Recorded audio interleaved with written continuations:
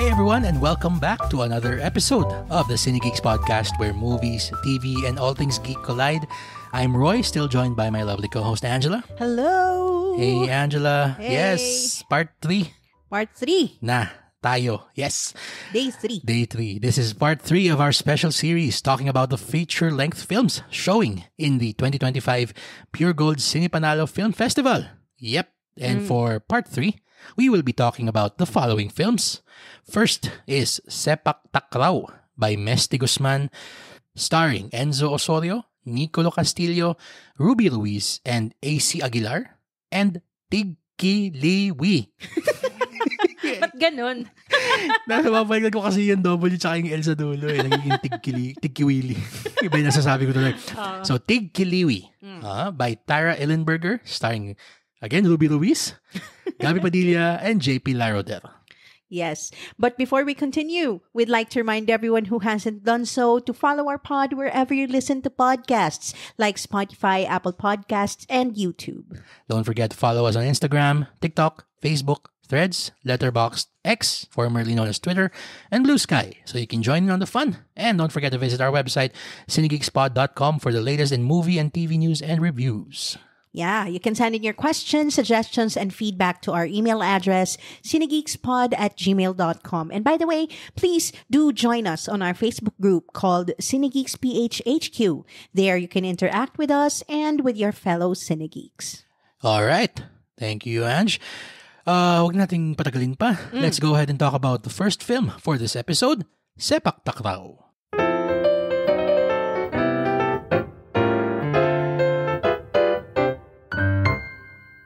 Okay, preface lang. Yung schedule nitong Cinepanalo na film festival has the loglines of all the films in contention. Lahat sila is written in English except for Sepak Takraw. So I'll be stating it in Tagalog. Okay. So, Sepak Takraw. Dalawang matagal nang magkahiwalay na magkapatid sa ama mula sa tribo ng Isinay ang muling nagkasama at napabilang sa team ng larong Sepak Takraw or Kickball, isang maituturing na pambansang laro ng Pilipinas. Habang hinaharap ng magkapatid ang mga hamon ng laro, hinaharap din nila ang malalim na mga isyu sa pamilya at diskriminasyon sa komunidad at nararanasan ang sari-saring emosyon ng mga pasakit sa kanilang pakikibaka sa buhay. Tagalog. Okay. Sige, ikaw muna. What did you think? Okay. What did you think of Sepak Takraw? I mean, 5% of the movie was Sepak Takraw. The other 95%... 5 is being generous. Alam mo, I have to get this off my chest. Go. Akala ko, ito yung sports film nitong festival. Oo. Kasi nasa title, 'di ba, Sepak Takraw. And Yes. Kita mo naman dun sa logline na talagang front and center yung sport kasi while they are parang tackling the struggles or the challenges of the game. Magkasama daw sila sa team. Yon, ang implication. Yon. So parang teammates sila. So parang how do you cope with having a half-sibling na hindi mo kasundo, tapos magka-teammate kayo, you have to work together as a team. That's true. So parang, okay, it's interesting. Pero, yeah, medyo false logline siya. I'm sorry to say, pero there's not much team and there's not much Sepak Takraw. I mean, I cannot even begin na sobrang nahirapan akong sundan yung narrative flow niya. I mean, the characters were introduced to us. Ito nga natutuwa ako kay Ruby Ruiz. Introduced is a very generous term. Let me just start first with one of my favorite actresses, Ruby Ruiz. Yes. Simulan ko naman maganda kahit papaano. Sige. Si Miss, yung ating the 2025 Ruby Ruiz Cinepanalo Film Festival. Joke lang. We love you, Miss Ruby. I love her in anything Yes, she's that's true. in. So, ayun, isa siya sa mga una nating nakilala. Of course, we know Enzo Osorio from The Hearing. Yes. He won Best Actor there. Last year. Napakagaling na bata.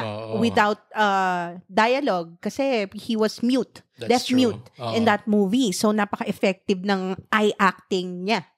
And yung mga nuances ng kanyang micro-expressions, talagang laging naka-close up sa mukha niya yung camera dun sa movie na yon. So, I came into this movie expecting a lot kasi Ruby Ruiz yan and Enzo Osorio.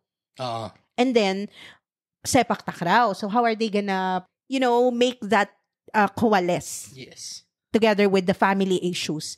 Pero, coalesce, it did not. Yeah. And Sepak Takraw, it did not. It did not. Ito, nagdo-notes ako habang nanonood tayo kanina. Okay. Ito scientific. 4 lang yung scenes na may Sepak Takraw. Binilang mo? Binilang ko. Okay. 2 doon.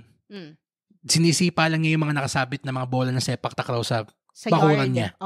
Yun. So, 2 lang pa yung scenes na merong Sepak Takraw as the sport itself. Out of the 4, it's only 2. Hindi ko bibilangin yung mga scenes na meron ng sipa kasi hindi naman yun yung sepak eh. Hindi. Okay. Meron siyang gustong sabihin. Kitang-kita mo yung gusto sabihin niya. Okay? Kaso hindi niya ma-translate into a cohesive plot yung gusto niyang sabihin. Yun, sinabi mo kanina, case in point, iba yung kwento ni Enzo tsaka ni Nicolo. Iba yung kwento ni Ruby.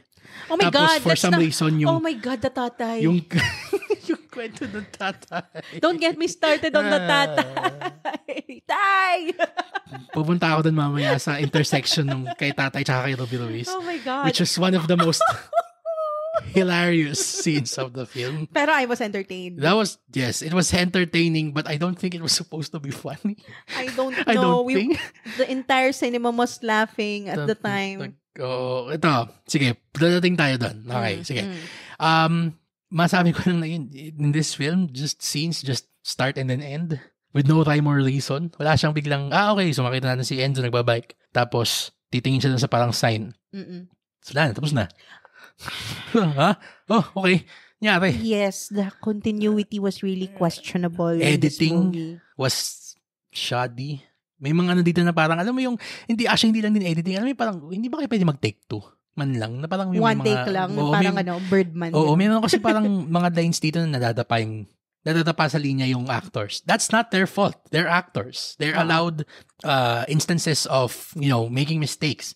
Pero, this responsibility falls solely on the director. And the editor. Bakit hindi mo ginawa ng paraan na lumabas ng mas malinis yung performance ng actors mo on screen? Or why did that, bakit nakalusot? Yun, ba't nakalusot yung dapa na yun? Oo. Wala ba kayong dailies? Hindi mo pinapanood yung mga sinushoot nyo araw-araw? I'm pretty sure they do, pero dun sa final cut, bakit hindi nakita? Bakit hindi na-catch? Pero, napaka-egregious kasi nung sinasabi kong instance na yun eh. Yes, napaka-obvious niya. Napaka-obvious Parang, alam mo nga nung nanonood tayo, yung parang yung buong cinema, narinig ko yung parang, huh? Oo, bigla. Parang, Parang tayong, si Doug sa Bird. Lahat tayo, parang we caught that. We noticed that. It was very noticeable. Oo. And ito pa, tayo, bilang film fans, okay? Ayoko sabihin tayo, yung tipo mga art house snobs. Hindi naman tayo ganun, okay? Pero, we appreciate a movie that relies more on showing, not telling. Case in point, flow. It's a silent film. It's wala hindi mo sasalita yung pusa. 'Yon. Pero dito kasi wala nang sino-show. Wala pang tinitel. Yeah, parang yung dialogue wala. We see reactions. Oo. We see knee-jerk reactions from characters, but we don't know their thought process because hindi rin naman nila na-introduce properly how this character thinks or how this character perceives his worldview. Parang ganon. Yung sinasabi ko is more on Enzo. Being siya yung protagonist natin. Tama. So parang, as the protagonist, we need to know his headspace. Exactly. His thought process. Kasi siya yung magiging avatar natin eh. Oo. Oo. Although parang may mga obvious na mga tells, like the vitriol he has for his half-sibling was very, very obvious. Pero parang sometimes, meron siyang parang emotional outburst that I don't know where that came from. Yan, yes. Yan, nasa notes ko yan. Sabi ko, the emotion just goes up to 11 without any prelude. Or context, parang ganun. Bigla na lang siya nagagalit. Parang, saan galing yun? Kasi minsan magagalit siya at the beginning of a scene na walang ka-connect dun sa galit from the previous. Sabi natin yung previous scene. Sabi natin yung mga yung mga adventures ni Ruby Ruiz. Kasi ang dami-dami niya pinupuntahan dito. In fairness. Yun. Yung next scene bigla, sabi natin si Enzo. Magagalit siya or emotional siya. Walang, saan ang galing yung emotional outburst niya? Kung kasama natin the scene before, si Ruby. Oo. Yung ganun. Exactly. And also, meron pang isang scene na parang bigla siyang nagsusorry na parang, wait, bakit siya nagsusorry? Sorry. Na parang, okay, let me just roll back sa memories ko and recall what is he saying sorry for. Parang ganon. Ito pa, isa pa. May narrative development dito. I'm using development very, very generously. Na bigla na lang sumulpot ng walang narrative breadcrumbs to tell us along the way na dito pala tayo papunta. Actually, kung tutuusin, that's what the entire movie ends up becoming about. It's not about sepak takraw. Sabihin na natin ngayon. Okay? Title is misleading. You won't get much sepak takraw in this movie. Ito, sabi ko, note ko din siya. It takes 1 hour and 9 minutes for the film to make the title a plot point. True. And even then, it's parang dropped immediately. Yun yung parang tryout. Tapos pagkatapos ng tryout, biglang, wala, balik tayo kay Ruby. Back to the story na parang, natawa ako kasi parang ang sabi mo na parang, ang tagal natin hinihintay. Asan yung sepak takraw? Parang, the poster promises it. Yes. The ball was very much at the center of the poster. So parang I was expecting. Tapos sabi pa, mag-teammate. Yun. So parang medyo, tayo doon, nabudol. Kasi hindi naman pala. Mukhang yung poster nga niya, mukhang yung poster ng Rookie. Actually. Diba? May volleyball na ganun. But at least we got a lot of volleyball from that film. Nag-enjoy naman ako for what it's worth sa Rookie. That was Haikyuu. Haikyuu GL. Live action. GL Haikyuu. Pero ayun nga, just going back, medyo misleading ang kanyang title. And misleading din yung logline. So, because of Ruby Ruiz, na-entertain ako sa mga scenes niya. Especially dun sa scene in question na I don't think is intended to be comedic. Maybe. May may mga parang, siguro ang ina-expect nilang magiging tawa na response na tayo. Parang yung, parang ganon. Or parang touching chuckle. Parang, Hindi yung parang, Parang, what the F? Kasi talagang tuwa sa kakatawa yung buong sinihan natin doon. Oh my God. Because of how absurd and how parang weird. It was a little weird. Jesus Christ, it got so weird.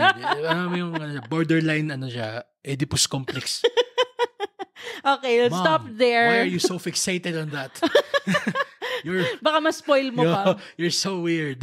Yeah. Pero yun na nga Just relish that moment when you watch it kasi it was really, really, really something. Doon ka lang magigising doon sa scene niya.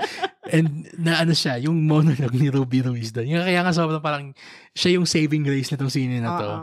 Super. Let me just add this on, ha? Sige. Kasi sinabi din dun sa logline na they are indigenous people. And we have seen a lot of films, independent films, na really gives that parang such grace and, attention. Yes, case in point, Tumandok. The ultimate indigenous person film. Oo, kahit nga yung kahit paano yung wedding dance. Parang it was front and center. Talagang binida nila yung kultura ng indigenous people. Pero parang dito kasi, I did not realize how important the culture, the indigenous people plotline was until the end. And we were parang, I don't know, parang inaakay na lang tayo ng inset na text. Yun, I'm sorry, but that felt so lazy in terms of screenwriting. Yung tipong gagamit ka, sige, sabihin na natin na parang in the context of the film, okay, sige, if you're trying to educate your audiences, kumbaga, sige, Wala ka na may ibang paraan na magagawa yan. Let's bigla mag-voice over bigla si Enzo, babasahin yun. That would make it worse. So, I guess, the informational inserts was parang the middle ground, kumbaga. Pero there was nothing, you're right, there was nothing in the film that made us even had an inkling na we're gonna go to indigenous people stuff.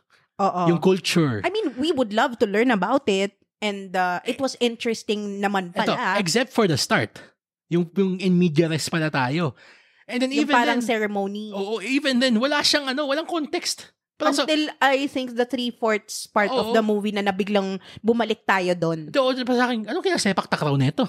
Una ko na parang, okay, para sa akin, parang, okay, sige, okay, we're seeing that. Sige, fine, okay, interesting. And then, ito, sige, it goes, sabi ko na media res It goes back in the middle of the film.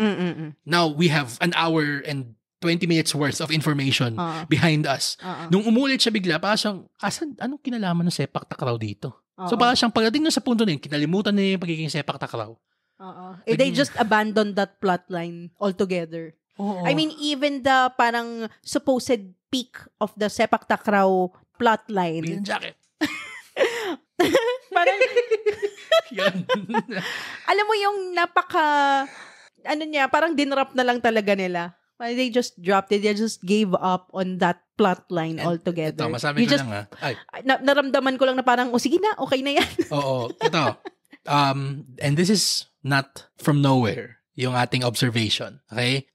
Nung nag-attend tayo, nung introduction of entries na ceremony, itong Sine Panalo 2025, nanggaling na din mismo doon sa creatives ng sine na they were not finished. Or parang I felt January. The struggle. Kung magka-cut corner sana siya doon sa kwento, sana yung tinira niyang corner yung title. Yung sepak takraw. Para naman we don't feel shortchanged as an audience. Na syempre, parang there is a rarity of consumable media. About sepak takraw. Alam mo ba, napapanood ko lang ang sepak takraw every 2 years. Pag lang, Asian Games lang. Diba? Yun lang.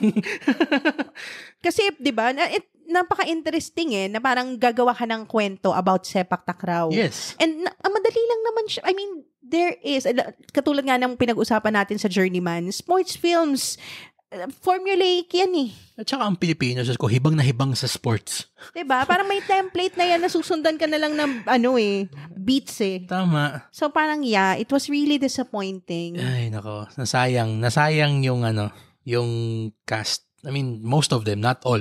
Okay? I feel bad for real fans of sepak takraw and will go out to watch this because nandun yung title and then yun yung makukuha nilang amount of sepak takraw. Isipin mo merong yung hat na, yung parang yung ganito, yung nakuha natin sa isang event na may puti, may sepak takraw ball sa hat niya, tapos may sepak takraw t-shirt siya, tapos naka-starter jacket siya na may sepak takraw sa likod, tapos may foam finger na sepak takraw. Alam mo yung magiging reaction, parang, honey. Nasaan yung sepak takraw? Yeah. Hi. Sige na, yan na, that's, I don't wanna beat a dead horse. C+ for this film. Yes. Very, very unfortunate. We really were rooting for this. We wanted to like it. Diba nga sinabi natin dun sa last episode natin na mahilig ako sa sports films. I was also expecting this na parang, sports. Sige. Sepak takraw. Sepak takraw. Okay to Sige, it's a sport. Asan yung sepak takraw? Ay. Anyway. Hindi na natin pinag-usapan yung tatay Which is really problematic. God. Problematic is an understatement. Tsaka si barangay captain. Tama na. Okay, tama na yan. Tama na. Let's move on. Okay, tama na yan. Sige. Let's move on to the last film for this episode. Tigkiliwi.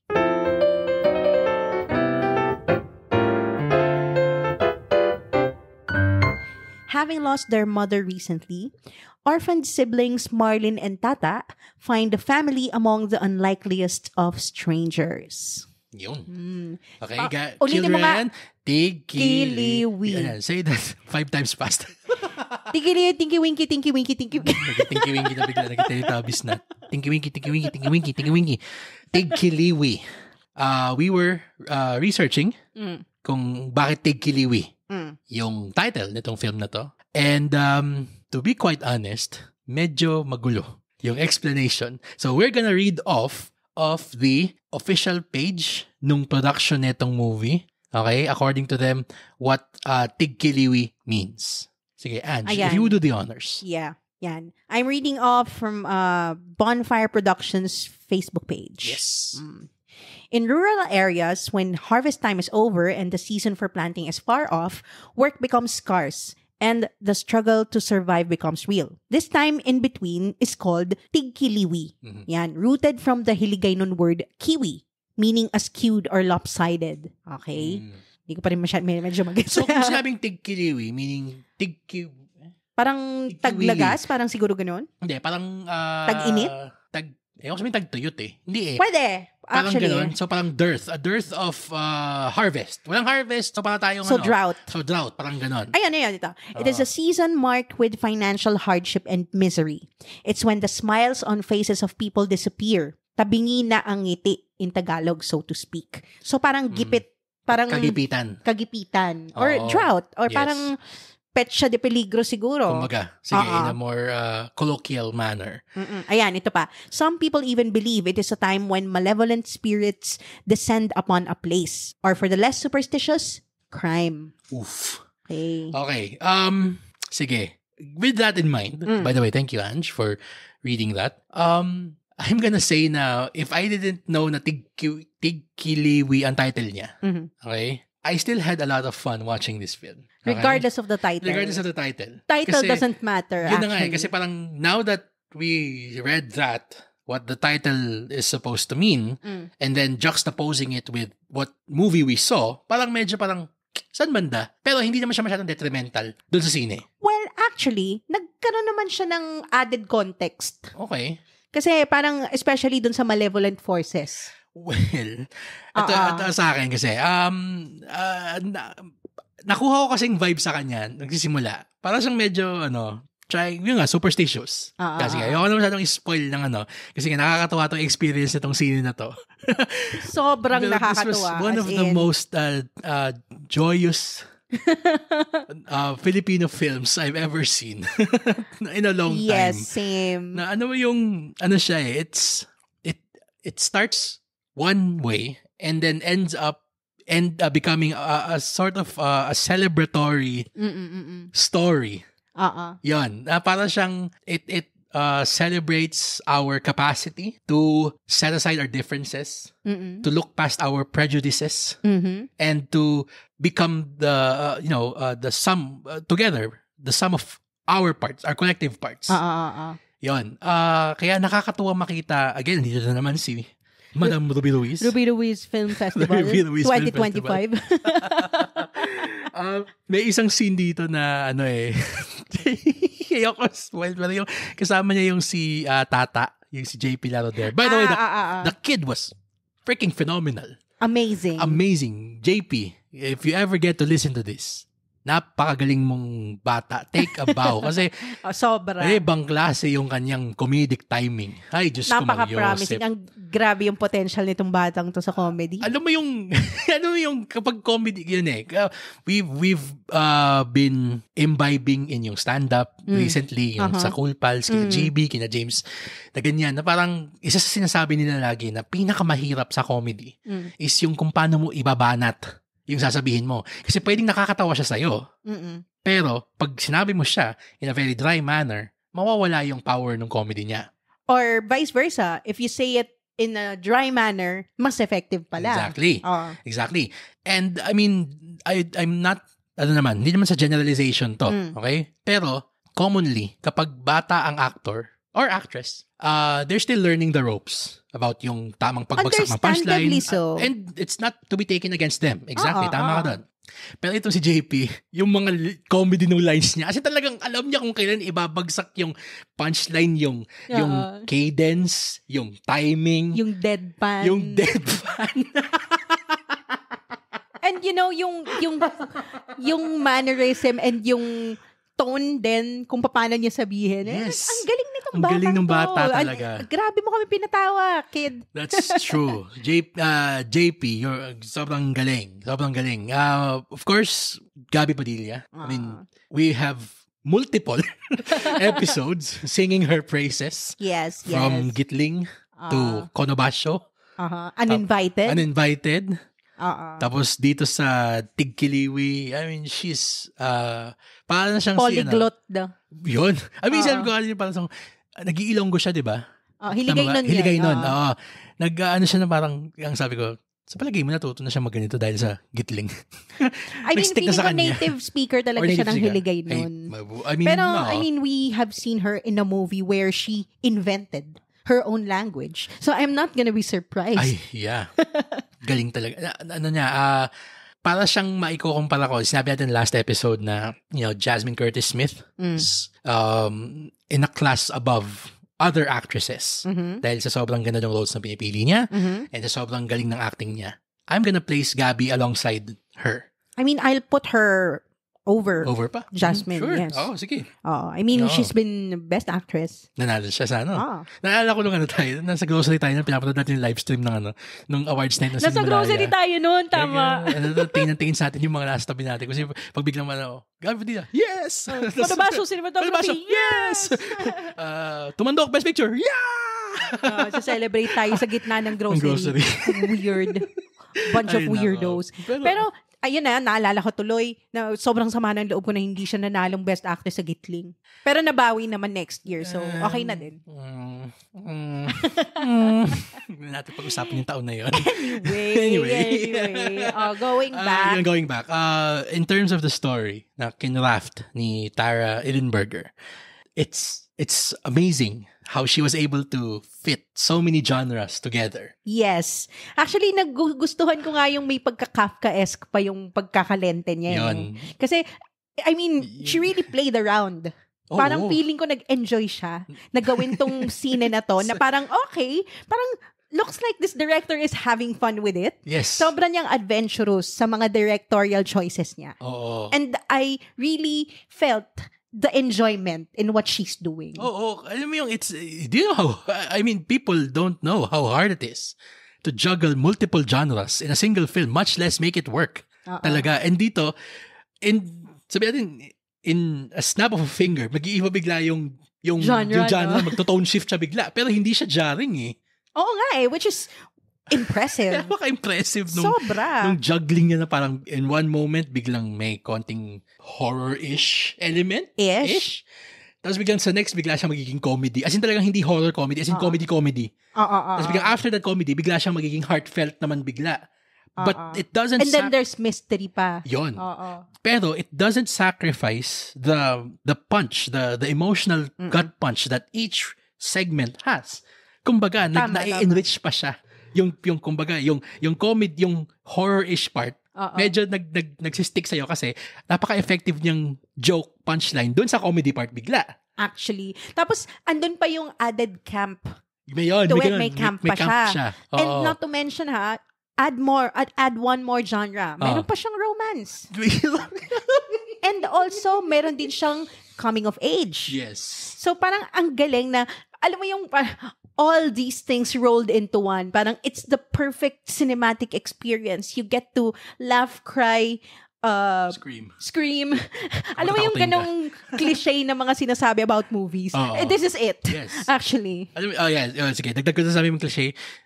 Sige, at the risk of being hyperbolic, para siyang movies like this is why we go to the movies. Exactly. Yan. Yung talagang sobrang fun. Especially when, yung you said earlier, na ramdam mo na nag-enjoy yung si Tara and company making this film. When creatives come together and work and make something that's talagang a labor of love. Enjoy. And enjoy. It just comes out of the screen and radiates, anong term na yun? Yung parang, infectious, yes, thank you. Napaka-infectious nung joy and nung love. And kaya sobrang naghahagalpakan tayo. As in, everybody was laughing hard and loud. True. Oo. Tapos ano pa, itong maano ko na lang na, sige, let's bring this back to earth naman then, for a moment lang. Okay? As much as we enjoyed this film, and we really did, I mean, the past few minutes haven't already told you yet, meron din namang sana nag-improve upon. Yung, in terms of yung flow ng kwento. May caveats pa rin May naman. caveats pa rin tayo. Meron kasing plotline dito na parang biglang natapos na lang. Parang it was dropped. Yun. Or set aside for the other plot lines to really take center stage. Although, na-appreciate ko naman yung writing na yung ibang supporting characters were developed. Yun, napaka-fleshed out ng mga supporting characters natin. Ang galing. Pero merong isang main supporting character na may plotline na tama ka. Parang bigla na lang siyang nakalimutan and yun na yun. Parang okay na yan. Oo. Parang siguro yun din. Eto, sige. Parang masyadong nag-i-enjoy na. Parang biglang, sige, okay na yan. And sa atin din naman, at first blush, nung pinapanood natin siya, parang siyang, okay, we're having so much fun. Na parang it doesn't really matter. Pero of course, what we do here is, we want to make sure na we leave no stone unturned. Kumbaga. Yeah. So yun lang yung masasabi ko. Kasi that plotline sana was ripe for, so many possibilities. Kumbaga.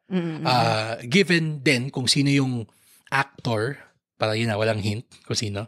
Given kung sinong actor yung naka-quote-unquote assign doon sa plotline na yun, mabibigyan sana siya ng depth. Or ng empowering moment. Yes. To really take her narrative. Sorry. Yeah! Sige, Nadalas na ako. Nadalas na yun. So, to really own her story. Yun. And take her power back. Yes. Parang ganon. Oo. So, parang yun lang yung konti lang medyo nakulangan lang ako. Pero, ang ganda na sana nung tinakbo ng kwento eh. Oo. Papunta na doon. Pero, tama ka. May isa lang akong ma-take away dun sa yung ending ng scene na yun eh. Namimiss ko nang mag-barbecue. Inasal. Mag-inasal sa grabe. Sobrang in 2K or 4K. Yung mga inihaw. Sarap. Actually, itong buong film festival so far, food festival. ginugutom tayo palagi. Pero binusog naman tayo ng Pure Gold. Thank you po, Pure Gold. By the way, sabi mo food festival, yung last episode natin, yung sa Salum, yun naman, puro naman scallops. Scallops, seafood naman. Baked scallop. Kahit mga isda na parang, naglalaway ako. Mga kinilaw, no? Yep. Kahit yung sa din, yung sa sa fleeting pa. Oo. Putik, puro kinilaw.